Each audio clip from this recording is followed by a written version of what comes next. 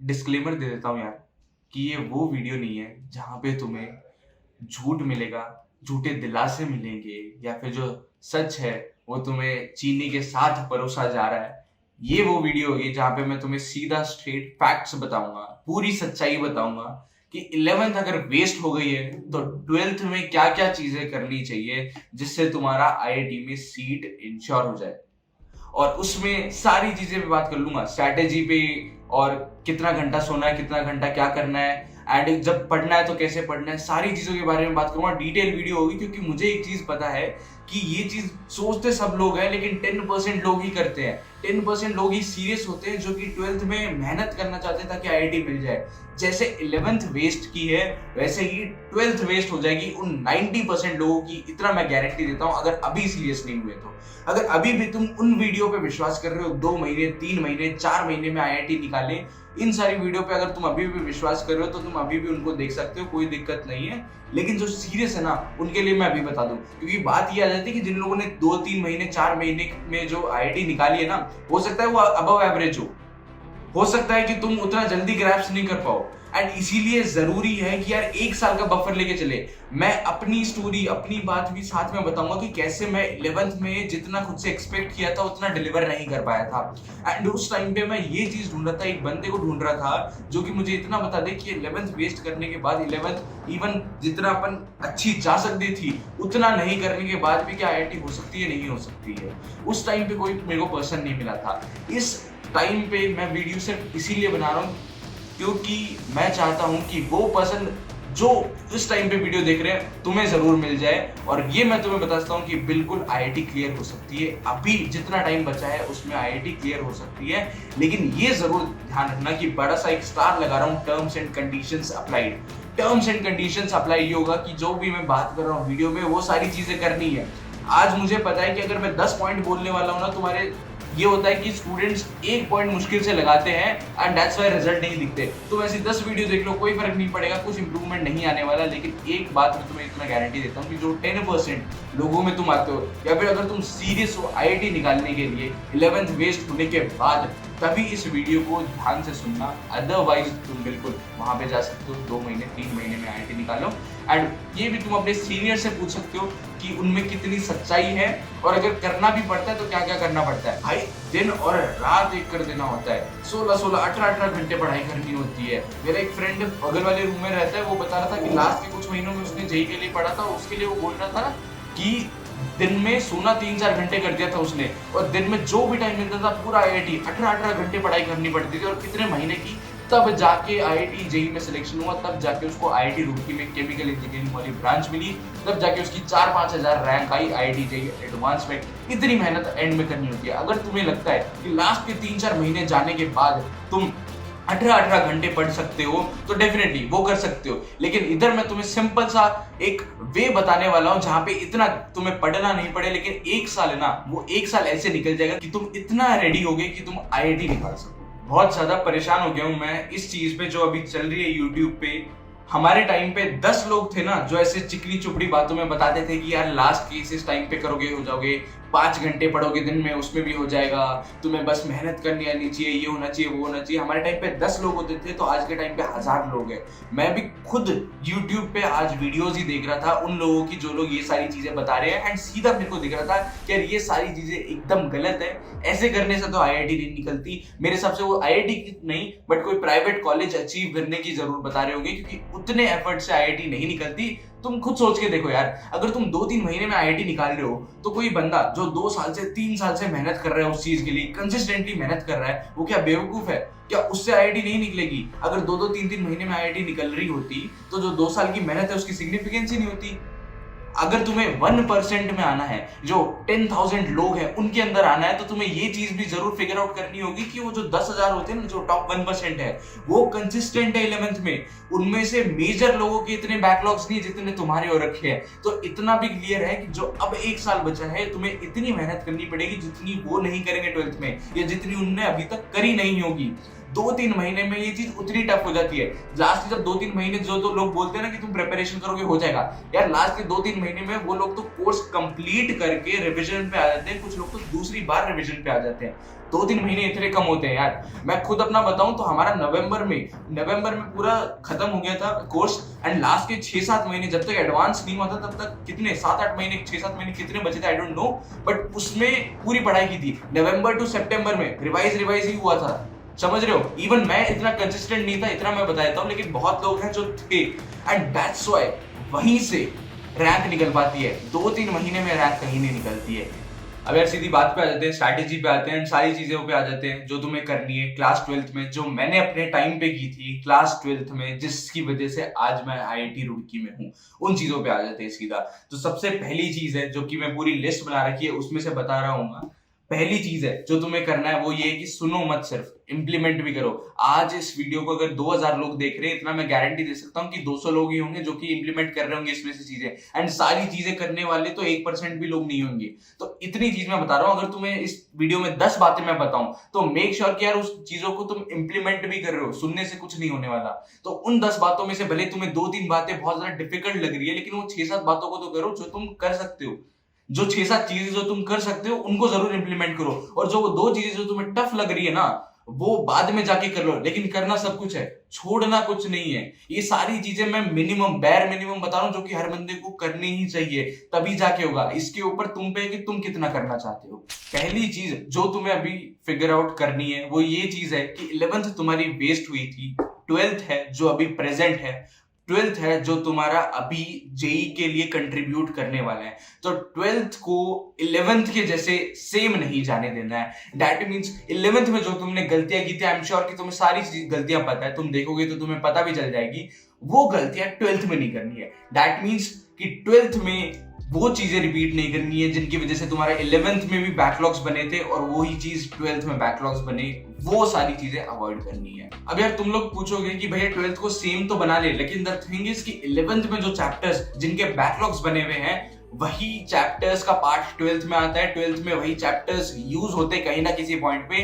जिसकी वजह से 12th भी खराब जा रही है। 12th के चैप्टर्स में भी बैकलॉग्स बन रहा है और 12th के चैप्टर भी अच्छे से पढ़ाई नहीं हो पा रही है। तो उनके लिए मैं बताता हूँ कि बैकलॉग्स कैसे सॉल्व करने तुम्हें 11th क्लास के। तो सिंपल सी तुम्हें चीज करनी है, वीकेंड्स है, weekends are for class 11th and weekdays are for class 12th। तो वीकडेज में 5 दिन तुम्हें क्लास 12th का ही पढ़ना है, क्लास 12th के नोट्स रेगुलरली रिवाइज करने हैं, सारा काम उन्हीं का करना है। और क्लास 11th का काम तुम सैटरडे और संडे करना है। क्लास 11th में तुम्हें क्या करना है वीकेंड्स पे वो भी बता देता हूं। तुम्हें क्या करना है कि आगे जो चैप्टर्स जो तुम्हें सर पढ़ाने वाले हैं या मैम पढ़ाने वाले हैं उनको देख लो कौन कौन से चैप्टर्स हैं, एंड अब उनसे या फिर इंटरनेट पे सर्च कर लो कि क्लास 11th का कौन सा पार्ट है जो कि क्लास 12th में उन चैप्टर्स में उठ के आएगा।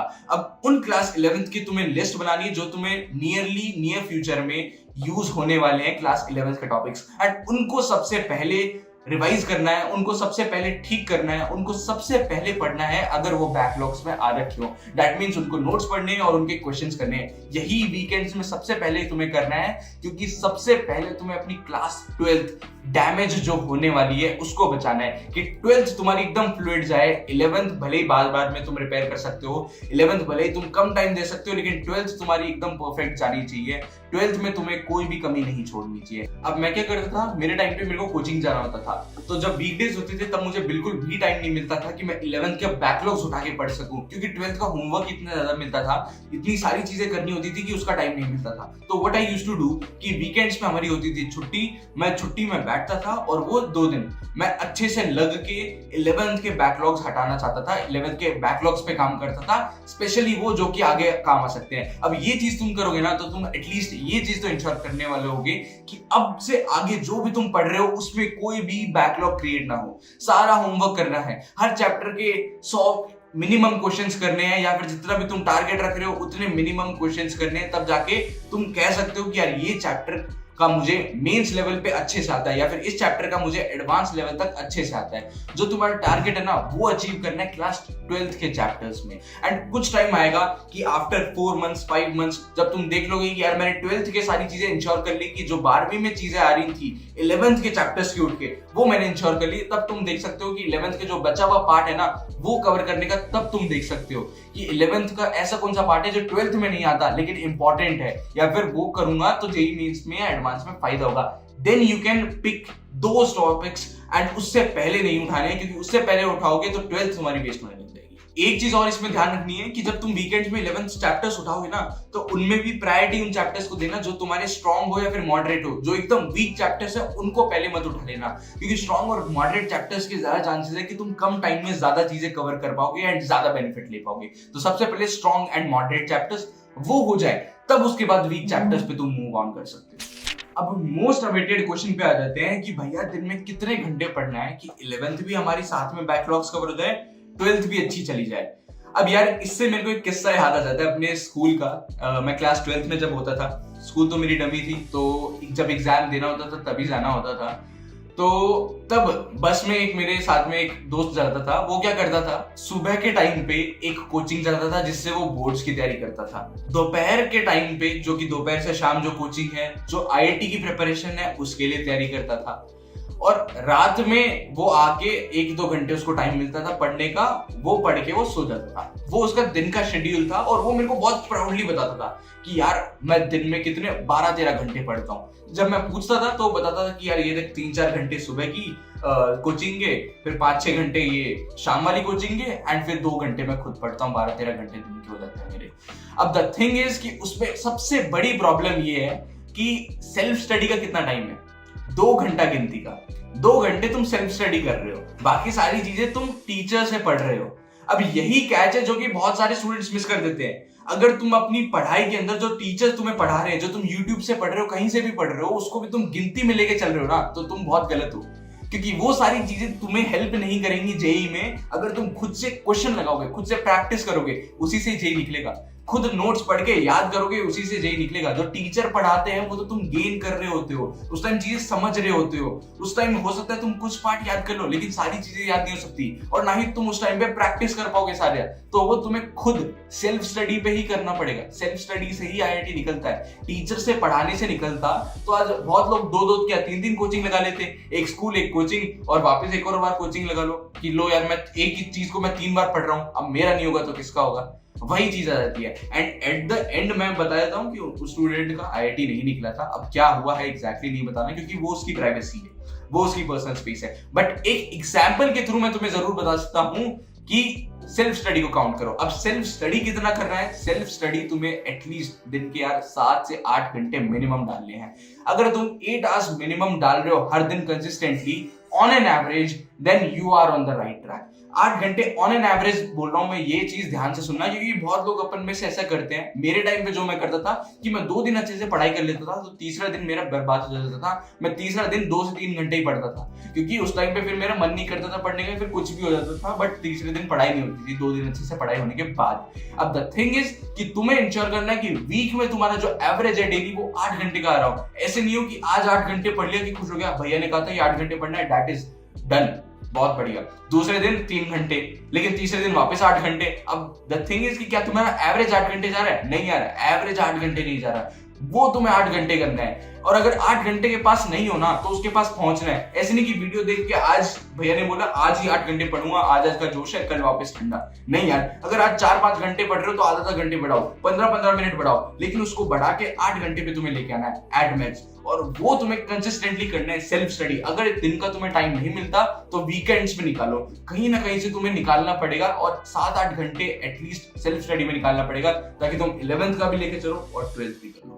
अब इस पॉइंट में क्या एक कैच आ जाता है, बहुत लोग बोलते हैं भैया मैं तो 10-10 घंटे पढ़ रहा हूँ बट फिर भी इंप्रूवमेंट नहीं हो रही। अब इसमें एक और मैं तुम्हें प्रॉब्लम बता देता हूँ, अगर तुम्हारे साथ भी हो रहा है या फिर तुम 7-8 घंटे पढ़ रहे हो तब भी इंप्रूवमेंट नहीं हो रहा, तो एक कैच मैं तुम्हें बता देता हूँ कि जब भी तुम पढ़ रहे हो ना तो फोकस तुम्हारा होना चाहिए इतना खतरनाक कि अगर तुम्हारे पास में कोई बैंड बाजा भी बजा रहा हो ना पास वाले रूम में भी, तब भी तुम उससे डिस्ट्रैक्ट नहीं हो रहे हो। अब इसका मतलब ये मत ले लेना कि तुम जहाँ पे शादी हो रही है, शादी वाले घर के पास ही बैठ के पढ़ रहे हो कि यार मैं देख रहा हूँ कि कितना मेरा अंदर फोकस है, कितना मैं डिस्ट्रैक्ट हो रहा हूँ उस चीज को लेके। लेकिन मैं बस इतना बता रहा हूँ कि कुछ भी हो तुम्हारे पास में, कोई भी डिस्टर्ब करने आ जाए, कोई तुमसे बात करने आ जाए ना जब तुम पढ़ रहे हो, तब भी तुम उनसे बात ना करो, उनको इग्नोर करो कंप्लीटली, पढ़ाई पे पूरा ध्यान दो। दैट मीन्स अगर तुम 1.5-2 घंटे जब भी पढ़ने बैठ रहे हो, फोकस कंप्लीट होना चाहिए, और वो 8 घंटे ऐसे होने चाहिए कंप्लीटली एफिशिएंट होने चाहिए। 8 घंटे में ऐसे नहीं होना चाहिए कि इसमें मैं पानी पीने चला गया, इसमें मैं ये करने चला गया था, इसमें ये काम आ गया था, इसमें इससे बात हो गई थी दोस्त से बीच में, बिल्कुल भी नहीं। फ्लो बनाना है, कंप्लीट बनाना है, उसी से तुम जो 7-8 घंटे पढ़ रहे हो उसको जस्टिफिकेशन दे पाओगे। अगला सबसे ज्यादा पूछे जाने वाला क्वेश्चन ये है कि भैया कौन सा मटेरियल करे, कौन सी बुक करे जिनके जो क्वेश्चंस हो वो जेई से ज्यादा रिलेटेड हो, यानी कि जेई में हमारे सिलेक्शन के चांस बढ़ जाए उन बुक को करने के।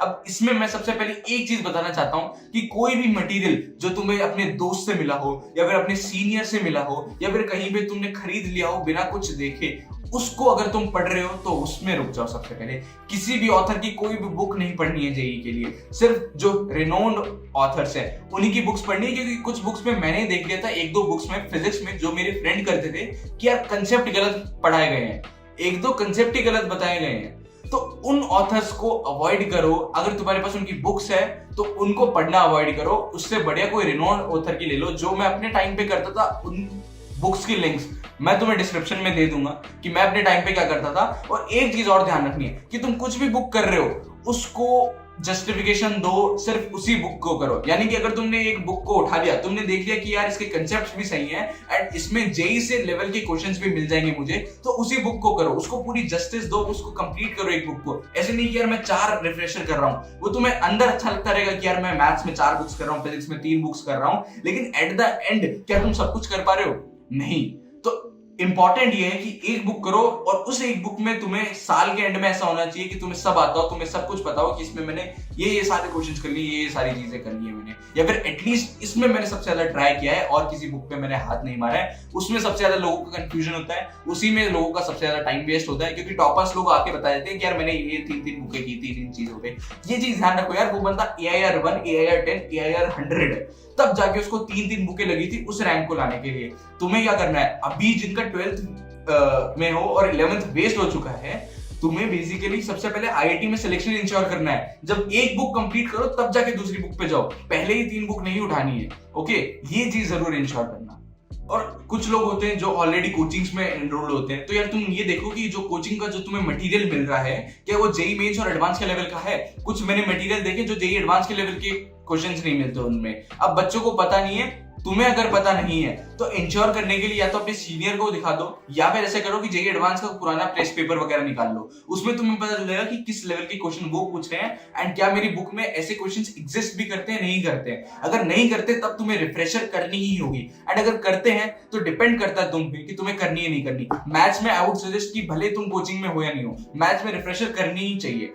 फिजिक्स में मैंने अपने एंड से कोई रिफ्रेशर नहीं करी थी, थोड़े नोट्स वगैरह करने के लिए, थोड़ा थ्योरी पढ़ने के लिए मैंने HCB कर ली थी, वो भी कुछ ही चैप्टर्स की करी थी जो थ्योरेटिकल थे। That's it. केमिस्ट्री में, फिजिकल केमिस्ट्री में मेरे को जरूरत पड़ी थी एनएमएसटी की, बाकी कोचिंग की चीजें मेरे लिए मोर देन इनफ थी, और मैंने किसी में कुछ भी नहीं उठाया। इसके अलावा बस मैंने एनसीईआरटी उठाई थी और कुछ भी नहीं उठाया था, एंड इतना सफिशिएंट होता है 4000 रैंक निकालने के लिए। And let me tell you this कि जो मैंने रिफ्रेशर उठाई थी वो भी मैंने कंप्लीट नहीं की थी, उसका भी कुछ देखो तो 30-40% पार्ट ही मैंने किया था। अगर उनको भी तुम कंप्लीट कर लेते हो ना तो 1000 के अंदर रैंक आ जाए, इतना तो मैं गारंटी तुम्हें बता सकता हूँ, बस इतनी सी बुक्स कर लोगे उनसे भी। अब बात हो जाती है कि भैया एक बार में पढ़ने पे बैठे तो कितना घंटे पढ़े। अब कुछ लोग होते हैं जो आधा 1 घंटा, कुछ पोमोडोरो पे बिलीव करते हैं, आधा 25 मिनट पढ़ो एंड फिर 5 मिनट ब्रेक। सबसे पहले मैं बताता हूँ, जो भी इस टेक्निक पे बिलीव करता है, ट्रस्ट मी जेई के लिए चीज नहीं। 25 मिनट पढ़ के तुम 5 मिनट का ब्रेक लेते हो, वो पहली बात तो एक्सटेंड हो जाता है। वो 5 मिनट का कब आधे घंटे में बन जाए, कब प्रोक्रेस्टिनेशन करके 1 घंटे में बन जाए, पता नहीं लगता। दूसरी बात है कि 25 मिनट में अगर तुम मैथ्स लेके बैठे हो ना तो 15-20 मिनट तो तुम्हें वार्म अप होने में लग जाएंगे, 15-20 मिनट तो तुम्हें फ्लो बनाने में लग जाएंगे, और तुम उसके बाद ही उठ जाओगे। तो सबसे पहले जेई में ये चीज अवॉइड करनी है। मिनिमम 1 से 1.5 घंटे बैठना है। अगर तुम एक बार पढ़ने बैठ रहे हो तो 1 से 1.5 घंटे मिनिमम। मैंने अपने टाइम पे 1.5 घंटे पढ़ता था जब भी एक बार पढ़ता था, और जब थक जाता था, रात का टाइम होता था, तब मैं 1 घंटे पढ़ता था, लेकिन उससे कम कभी नहीं किया। एट मैक्स कितना करना है उस पर भी बात कर लेता हूं कि 2 घंटे जाओ एट मैक्स, उसके ऊपर नहीं जाओ, क्योंकि उसके ऊपर मैंने ये नोटिस किए एवरेज स्टूडेंट्स की एवरेज स्टूडेंट्स की एफिशिएंसी ड्रॉप हो जाती है। इवन जो महारथी भी होते हैं ना, टॉप 100 वाले यार, उनकी भी एफिशिएंसी ड्रॉप होती है। तो बेटर होता है कि 2 घंटे के बाद ब्रेक ले लो, भले तुम कम ब्रेक लो, आधे घंटे का ले लो, लेकिन in general what I used to do कि मैं 1.5 घंटे पढ़ता था, 1 घंटे का ब्रेक लेता था। ये सबसे परफेक्ट वर्क करती थी मेरे लिए। तुम ऐसे कर सकते हो कि 2 घंटे पढ़ के 1.5 घंटे का ब्रेक ले सकते हो, ब्रेक भी पूरा मिल जाएगा और 2 घंटे में तुम फ्लो बना के बैठ सकते हो पढ़ने। और इसमें सबसे बढ़िया चीज ये है कि तुम्हें 4 बार पढ़ना बैठना होगा, बस 4 से 5 बार। 10 घंटे पढ़ने बैठना है तो 2 इंटू 5 बार पढ़ने बैठना है। और अगर 8 घंटे है तो 4 बार पढ़ने बैठना है। 4-5 बार बैठोगे, सुबह दोपहर शाम रात, कंप्लीट तुम्हारा काम। और अगर कोचिंग स्कूल जाते हो तो देख लेना, दोपहर में जब कोचिंग जा रहे हो तो उस टाइम ना पढ़ के शाम को थोड़ा ज्यादा पढ़ लो या सुबह थोड़ा ज्यादा पढ़ लो। ये चीज तुम्हें अपने एंड से इंश्योर करनी है कि कितना बारी बैठना है, क्योंकि कम बारी बैठना होगा ना तो तुम जल्दी बैठ पाओगे, प्रोक्रेस्टिनेशन कम करोगे एंड ज्यादा वर्क डन कर पाओगे। आईआईटी के अंदर सबसे ज्यादा अंडरमाइन हम करते हैं वो होती है कंसिस्टेंसी। लोग कंसिस्टेंसी को कुछ समझते नहीं है एंड इसी रीजन से 3-4 महीने 2 महीने में आईआईटी निकालने वाली वीडियोस बहुत हिट जाती है, क्योंकि कंसिस्टेंसी कहाँ है। 3 महीने तुम कर लो, जो बंदा 2 साल से मेहनत कर रहा है उसकी तो कुछ वैल्यू नहीं है, जो 2 साल से कंसिस्टेंटली काम कर रहा है उसकी तो कुछ वैल्यू नहीं है। एक्चुअल में इसका अपोजिट होता है। अगर तुम कंसिस्टेंटली 1 साल से मेहनत करना स्टार्ट करो ना, तब जाके आईआईटी में सिलेक्शन के तुम्हारे चांसेस अंधे बढ़ जाते हैं। तो इंपॉर्टेंट है कि कंसिस्टेंसी पे ध्यान दो। इंपॉर्टेंट ये है कि ऐसे नहीं कि तुम एक दिन 10-11 घंटे पढ़ लिए और दूसरे दिन 1-2 घंटे पढ़ लिए, वैसे करो नहीं। इससे बढ़िया मैं रिकमेंड करूंगा हर दिन 8-8 घंटे, वो ज्यादा बेटर है, क्योंकि उससे तुम्हारे जो बर्नआउट्स होते हैं ना उनको तुम रोक सकते हो। एंड कंसिस्टेंटली पढ़ने से बैलेंस्ड लाइफ तुम जी पाओगे, बाकी सारी चीजें भी कर पाओगे।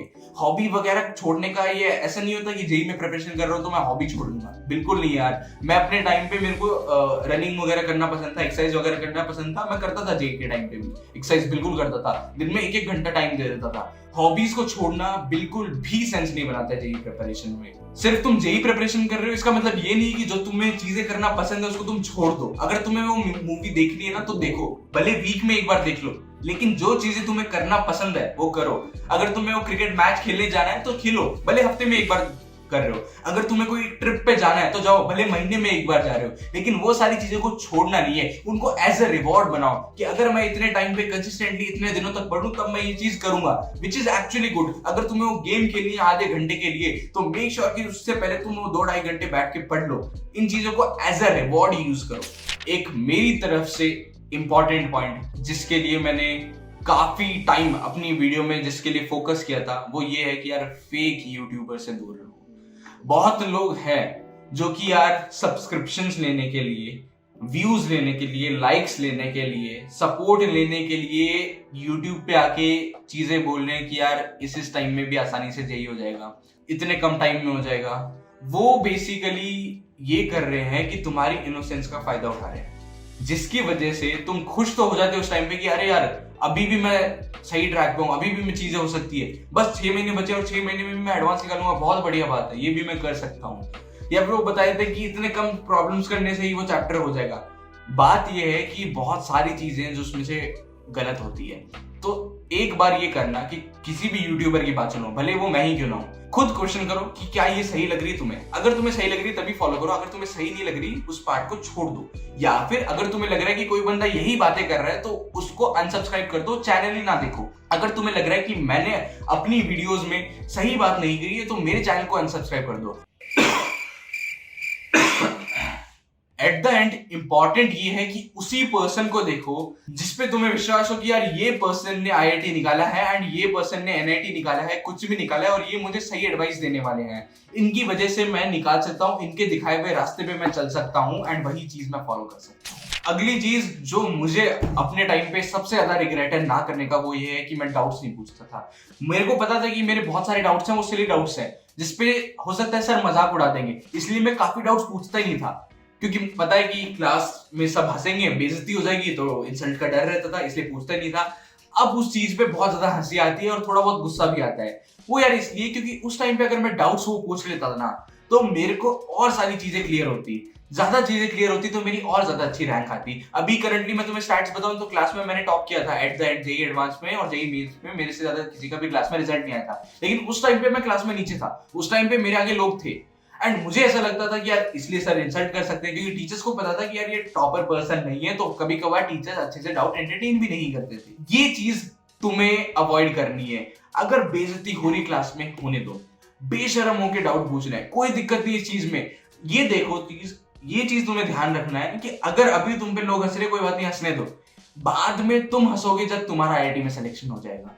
ये सारी चीजों को बिल्कुल नहीं ध्यान में रखना। जो लोग हंस रहे हैं ना, देख लेना कितने लोगों का आईआईटी में सिलेक्शन हो रहा है। वही बात है, जिस बंदे में गट्स होना कि वो खुद की बेइज्जती सह सकता है, अगर वो राइट पाथ पे चल रहा है, तो वो बंदा बहुत सारी चीजें निकाल लेगा जो कि बाकी लोग नहीं निकाल पाते। ये मेरे अंदर रिग्रेट है। मेक श्योर कि अगर तुम्हारे पास ये रिग्रेट है तो इसको आगे कंटिन्यू ना करो। डाउट्स पूछो सर से उठ के, सर को पता लगने दो कि यार तुम मेहनत कर रहे हो। एक और क्लास में मेरे बच्चा था, उसका मेरे साथ नहीं हुआ था, लेकिन उसने रिपीट किया था और उसके बाद उसने आईआईटी निकाली थी। उसकी कुछ 5-6 हजार रैंक थी या 7 हजार, I don't remember correctly, but उसने भी आईआईटी निकाला था। आज वो आईआईटी रुड़की में पढ़ रहा है, मेरा जूनियर है, लेकिन उसने आईआईटी रुड़की निकाला था और वो बहुत सारे डाउट्स पूछता था। सिली से सिली उसने डाउट्स पूछता था। उस टाइम पे मैं भी कभी कभार हंसा था उस पे, लेकिन अब मुझे इस चीज पे हंसी आती है। कॉन्ट्रडिक्शन देखो, आयरनी देखो, कि अब मुझे खुद पे हंसी आती है कि मैं उस पे हंसता था। इनफैक्ट वो सबसे सही चीज कर रहा था।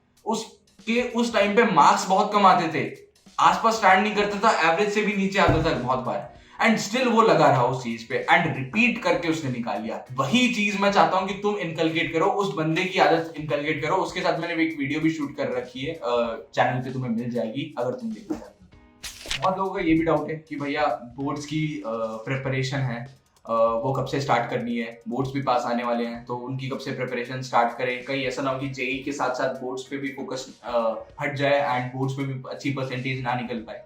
एक चीज मैं बताना चाहता हूँ, अगर तुम ढंग से लग के मेहनत कर रहे हो ना जेई मेंस और एडवांस की, ऐसा हो ही नहीं सकता कि तुम्हारा जेई मेंस एडवांस निकल गया, बोर्ड्स नहीं निकला। रीजन मैं बताता हूँ। जेई मेंस एडवांस में बोर्ड्स का ही तो सिलेबस आता है यार, उससे बस थोड़ी एडवांस आता है। बोर्ड्स में वही चीज तुम्हें जचा जचा के लिखनी होती है जो तुम एडवांस में बेसिकली मन में कर लेते हो। सेम चीज है एग्जैक्टली, बस तुम्हें लिखना होता है hence proved, because of this, bracket लगा लोगे, ये सारी चीजें हैं, सिंपल चीजें हैं। अगर तुम मेहनत कर रहे हो तो अपने आप बोर्ड्स हो जाएगा। अब लेट्स से तुम्हारी अच्छे से मेहनत नहीं हुई थी, अभी स्टार्ट करो, कोई प्रॉब्लम नहीं है, अभी जेई के लिए फोकस करो एंड इतना तुम भरोसा करो कि यार बोर्ड्स के लिए अभी टाइम है, बोर्ड्स को भी हाथ मत लगाओ, जेई के लिए अच्छे से काम करो। अगर तुम्हें लग रहा है तो केमिस्ट्री की एनसीईआरटी साथ साथ में पढ़ लो, क्योंकि केमिस्ट्री की एनसीईआरटी जेई मेंस में भी आ जाती है, जेई मेंस में भी एनसीईआरटी से उठ के सवाल आ जाते हैं, तो वो तुम पढ़ सकते हो ज्यादा से ज्यादा। बाकी बोर्ड्स जब आने वाले हो उससे 1-1.5 महीने पहले, मैं तो बोलता हूँ 1 महीना, कुछ लोगों को अगर ज्यादा डर लग रहा है, तुम्हें ज्यादा चिंता है बोर्ड्स की, तो 1.5 महीना ले सकते हो, तब तुम उठा सकते हो बोर्ड्स और तब तुम आराम से 90% से ऊपर मिनिमम निकाल सकते हो। भले तुम्हें जेई मेंस एडवांस आता हो नहीं आता हो, 1-1.5 महीना is more than enough boards निकालने के लिए। और अभी जेई मेंस और एडवांस पे लग जाओ, जो भी तुम्हारा टारगेट है मेंस एडवांस, लग जाओ अच्छे से उस पे। और बोर्ड्स की भी फिक्र ना करो, क्योंकि बोर्ड्स एक बाय प्रोडक्ट है जो कि जेई प्रिपरेशन में आता है, वो अपने आप हो जाएगा। मैंने अपने टाइम पे बोर्ड्स के लिए कभी भी ऐसे साइड से टाइम नहीं निकाला था कि ओके अब बोर्ड्स का पढ़ने का टाइम आ गया। स्कूल में 1-2 बार एग्जाम्स हुए थे, उसके लिए पढ़ के चला गया था एक रात पहले, दैट्स इट। बोर्ड्स में जब एग्जाम आए थे ना, तो जब बोर्ड्स आने वाले थे ना, उस टाइम पे मैंने अपनी चीजें थोड़ा एनसीईआरटी वगैरह देखी थी, उसके अलावा नहीं देखी थी। एंड उस टाइम पे अगर तुमने कोई और वीडियो मेरी देखी हो तो उसमें तुम्हें पता भी लग जाएगा कि उस टाइम पे मैं डाउन फेज में चल रहा था, तो पढ़ाई वैसी नहीं हो रही थी मेरी, मेंस वगैरह की पढ़ाई एकदम रुक गई थी, बोर्ड्स के लिए मैंने कुछ खास नहीं करी थी एंड स्टिल आई स्कोर्ड 90% उस चीज में। तो दैट मींस मेरी जो जेई मेंस की प्रिपरेशन थी ना, वो काफी हद तक लग गई थी। जो जेई एडवांस के लिए मैं पढ़ रहा था, जो जेई मेंस के लिए मैं पढ़ रहा था, वो अपने आप बोर्ड्स में हेल्प कर गया मेरे को चीजें। मैं ऐसी ऐसी चीजें बोर्ड्स के एग्जाम में लिख लिया था जो कि पूछी भी नहीं थी, लेकिन वो जो फॉर्मूले थे वो गुड टू नो थे, लाइक वो एडवांस के थे, वो हाई लेवल फॉर्मूले थे जो बोर्ड्स के लिए नहीं थे, लेकिन उस टॉपिक में थे तो मैंने वो लिख दिया। एंड उसकी वजह से टर्न्स आउट कि भले मेरे को डेफिनेशन नहीं पता थी या फिर डेफिनेशन कम पता थी, बट स्टिल मेरे को मार्क्स मिल गए थे उन चीजों पे। एंड वो चीजें रिफ्लेक्ट भी हो रही थी क्योंकि मेरे पीसीएम के अंदर मार्क्स सबसे ज्यादा थे, 94-95 इनके आसपास आ रहे थे। जिसमें कम थे वो थे इंग्लिश एंड फिजिकल एजुकेशन, जो कि 4th और 5th सब्जेक्ट थे, जिनको मैंने कभी हाथ नहीं लगाया था टू बी ऑनेस्ट 2 साल के अंदर। अगली यार एक छोटी सी एडवाइस है जो तुम्हें देना चाहता हूँ। बहुत लोग है ना यार, मोटिवेशन के चक्कर में चैनल्स देखते हैं, लोगों को देखते हैं कि यार मोटिवेशन मिलेगा, हर दिन कुछ ना कुछ मोटिवेशन का जो डोज होता है उसको लेने के लिए चैनल देखते हैं। इसको रोकने का मैं तुम्हें सबसे बढ़िया तरीका बताता हूँ, और ऐसा तरीका बताता हूँ जिससे तुम्हें मोटिवेशन के लिए तो कोई वीडियो देखने की जरूरत नहीं होगी। वो चीज ये है कि जब तुम मोटिवेशन ड्रॉ करना चाहते हो ना, वो छोटी से छोटी चीजों से ड्रॉ करो, वो भी रियल लाइफ में। मैं अपने टाइम पे क्या करता था कि अगर मैं देखता था ना कि यार BMW जा रही है गाड़ी, तब मैं ये सोचता था कि यार अब मैं इतनी मेहनत करूंगा, मेरे को इतनी मेहनत करनी है कि IIT निकाल लूं और आफ्टर सम टाइम मैं भी वो BMW अफोर्ड कर पाऊं। अगर ये कोई चीज मैं अफोर्ड नहीं कर पा रहा तो मैं इतना इंश्योर करता था कि यार मैं अभी नहीं अफोर्ड कर रहा हूँ, मतलब कि वो BMW ऑब्वियसली अभी नहीं ले सकता था, लेकिन कोई महंगी चीजें, कुछ महंगे शूज भी थे ना, जो 10-15 हजार के शूज आते हैं, वो भी मैं उस टाइम पे नहीं लिया था। मेरा ये गोल था कि एट द एंड मुझे अफोर्ड करने इतनी कॉस्टली चीजें वो खुद के पैसों से होगी, खुद मैं अगर अर्न कर रहा हूँ तब मैं लूंगा, IIT निकालूंगा और इतना अच्छा पैकेज निकालूंगा कि ये सारी चीजें मैं अफोर्ड कर पाऊं कंफर्टेबली। उन चीजों से, छोटी चीजों से मोटिवेशन निकालता था। फैमिली में कुछ अगर चीज हम अफोर्ड नहीं कर पा रहे हैं या फिर कोई भी ऐसी चीज है जो कि अभी रीच के बाहर है, मेक श्योर कि उसको एक ट्राई बना लो, उसको अपना एक फ्यूल बना लो, ताकि तुम उस फ्यूल को यूज करके अपनी प्रिपरेशन पे लग जाओ एंड आफ्टर सम टाइम वो चीज तुम अपने खुद के लिए एंड अपनी फैमिली के लिए फुलफिल कर पाओ। बाय द वे, जो मैं उस टाइम पे चीजें लेने की सोचता था, उनमें से कुछ चीजें, कुछ बकेट लिस्ट में जो टास्क है वो मैंने चेक मार्क कर दिए, कुछ चीजें ले ली हैं खुद की अर्निंग से, एंड आई मेक श्योर कि जैसे ही जॉब लगती है आफ्टर 22 सारी चीजें अपनी फुलफिल कर पाऊं। तो इतना भरोसा रखो कि मेहनत कर रहे हो ना, तो 2-3 साल बाद उसके रिजल्ट तुम्हें इन फॉर्म्स में भी दिख रहे होंगे। अब बात कर लेते हैं वीडियो के लास्ट पार्ट में कि कौन सा सब्जेक्ट किस टाइम पे पढ़ना है। तो देखो एक चीज बात क्लियर है कि केमिस्ट्री उस टाइम पे नहीं पढ़नी जिस टाइम पे तुम्हें नींद आ सकती है। दोपहर में अगर नैप लेने का टाइम है उस टाइम पे नहीं पढ़नी है। सुबह जल्दी उठ रहे हो, तुम्हें लग रहा है उस टाइम पे नींद आ सकती है, नहीं पढ़नी। रात में जब तुम्हें लगे कि नींद आ जाएगी पढ़ते पढ़ते बुक को, नहीं पढ़नी केमिस्ट्री। केमिस्ट्री तुम तब पढ़ सकते हो जब तुम्हें जानबूझ के नींद लानी है। मेरे साथ कभी कभार ऐसा होता था कि रात में नींद नहीं आ रही होती, तो what I used to do कि केमिस्ट्री को लेके बैठ जाता था, 15 मिनट में नींद आ जाती थी और इतनी प्यारी नींद आती थी, विश्वास नहीं करोगे, क्योंकि modern problems require modern solutions. दूसरा ये चीज मैंने ऑब्जर्व करी थी कि जब भी तुम पढ़ रहे हो ना, लेटे लेटे पढ़ रहे हो, तो कभी भी ऐसे मत पढ़ना, क्योंकि जब तुम्हें नींद आती है ना तो वो बुक सीधा मुंह पे पड़ती है और नींद अचानक से खुल जाती है। अब इसको तुम एज ए टैक्टिक भी यूज कर सकते हो। जिस टाइम पे तुम्हें नींद नहीं लेनी है तो तुम ऐसे ही पढ़ो, क्योंकि जैसे ही नींद आएगी तो वो बुक मुंह पे पड़ेगी, तुम अपने आप उठ जाओगे और उसके बाद एटलीस्ट आधे घंटे तो नींद नहीं आने वाली। मैंने ट्राई कर रखा एग्जाम्स में, तो सबसे ज्यादा इफेक्टिव थी ये टेक्निक। और अगेन ये भी एक एग्जांपल है modern problems require modern solutions का। तो ये छोटी मोटी डिस्कवरीज है, छोटी मोटी ट्रिक्स वगैरह है जो तुम्हें ऐसे प्रिपरेशन के टाइम पे मिलती है जब तुम खुद एक्सप्लोर करते हो। तुम अपनी तरफ से एक्सपेरिमेंट करना अपनी जेईई प्रिपरेशन में, और कमेंट्स में बताओ तुम्हारे साथ क्या होता है नींद के साथ, ऐसे जो भी तुमने एक्सपेरिमेंट्स किए हैं। फाइनल चीज जो कि वीडियो खत्म होने से पहले देना चाहता हूँ, अब क्या है ना, चीजें याद आ रही है, जो चीजें याद आ रही है मैं बोलते जा रहा हूँ वीडियो में, क्योंकि मैं सारी चीजें तुम्हें, अपना सारा ज्ञान जो भी मेरे पास नॉलेज है सब कुछ तुम्हें देना चाहता हूँ, जो मैंने जेईई प्रिपरेशन में लिया था, जिससे तुम्हारी हेल्प हो जाए। सो लास्ट चीज याद आई वो ये है कि it's okay to go down. कभी कभार फेजेस आएंगे तुम्हारी लाइफ में जब तुम डाउन होगे, जब पढ़ने का मन नहीं होगा, जब बहुत ज्यादा बर्नआउट फील हो रहा है, एंड तब it's okay to go down. तब टॉक्सिक नहीं होना खुद के प्रति कि यार मैं पढ़ नहीं रहा हूँ और प्रॉब्लम हो रही है। मेरा प्रॉब्लम ये था कि मैं उस टाइम पे बहुत टॉक्सिक हो जाता था, तो दिन तो खराब होते ही थे, मूड भी खराब होता था, यानी कि दिन में पढ़ाई भी नहीं हो रही और टीवी वगैरह देख रहा हूँ, मूवी वगैरह देख रहा हूँ, लेकिन वो भी अच्छे मूड में नहीं देख रहा हूँ। तो समझ रहे हो, तो वो बेसिकली वो दिन लिटरली खराब हुआ है, क्योंकि तुम खुश भी नहीं हो और तुम पढ़ाई भी नहीं कर पा रहे हो, दोनों चीज ही नहीं कर पा रहे हो, ना मजे ना पढ़ाई। तो वो चीजें नहीं आने देना है। कभी कभार होगा यार, हफ्ते में एक बार वो दिन आ सकता है कि जब तुम्हें लग रहा हो कि अरे यार आज तो मतलब कि पढ़ाई करने का मन नहीं है, या फिर आज मन ही नहीं हो रहा है चीजें करने का, तो मेक श्योर कि उस टाइम पे तुम थोड़ा कम पढ़ लो, 8 घंटे की जगह 3-4 घंटे पढ़ लो। लेकिन एक चीज ध्यान रखनी है कि पढ़ना जरूर है, उस दिन छोड़ नहीं देना, पूरे दिन पढ़ना जरूर है। और जब तुम इंजॉय करने जाओ ना, तो एकदम अपने मैक्सिमम लेवल पे एंजॉय करना, फुलेस्ट एंजॉय करना। पिक्चर देख रहे हो, मन से देखो, अच्छे से देखो, एंड उसके बाद जब पिक्चर देखने गए हो ना, तो थोड़ा बहुत गिल्ट होता है। कुछ भी तुम एक्टिविटी करके आओ ना 2-3 घंटे की, थोड़ा बहुत गिल्ट होता है कि अरे यार पढ़े नहीं है, थोड़ा पढ़ लेते हैं। तो उस गिल्ट से फिर पढ़ने बैठो और अच्छे से पढ़ लो। सिंपल सी चीज है, ये सारी चीजें तुम्हें ध्यान रखनी है। मैंने अपने एंड से ट्राई किया कि मैक्सिमम चीजें तुम्हें दे पाऊं। हो सकता है कि कोई पॉइंट मैंने इस वीडियो में मिस कर दिया हो, तो अगर तुम्हें कोई ऐसी चीज लग रही जिसके बारे में तुम अनश्योर हो कि यार ये चीज करनी चाहिए या नहीं करनी चाहिए, तो कमेंट सेक्शन में तुम लिख सकते हो। मैं ट्राई करूंगा उस चीज का रिप्लाई करने का। That's it for today's video, and मिलते हैं नेक्स्ट वीडियो में। तब तक के लिए बाय बाय, टेक केयर, ध्यान रखना।